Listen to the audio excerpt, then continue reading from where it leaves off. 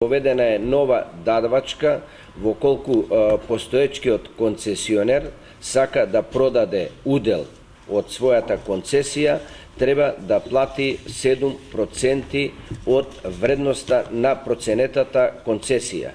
Тоа досега не беше, можеби гледано од страна на државата и владата, можеби е тоа исправно, затоа што сигурно државата мора да ги собира парите од тие што може да платат, но е нова давачка и во времето кога имаме подем на рударството, можеби и не е најправото време. Од 2011 година и 2012 година значително смалување на бројот на рударските предпријатија, автоматски со тоа и бројот на вработените.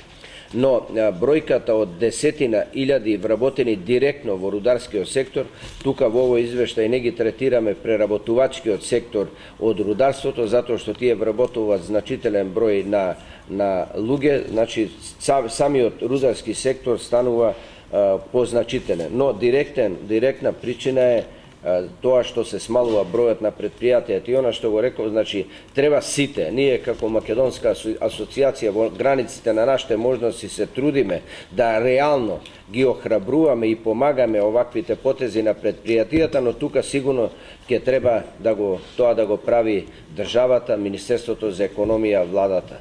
Рудникот Бучим има рудни резерви до 2019-2020 година максимум. Рудникот Саса има одредени проблеми со концесиите, проширувањето на концесискиот простор, но тие се уште имат рудни резерви, доволни рудни резерви за наредниот период.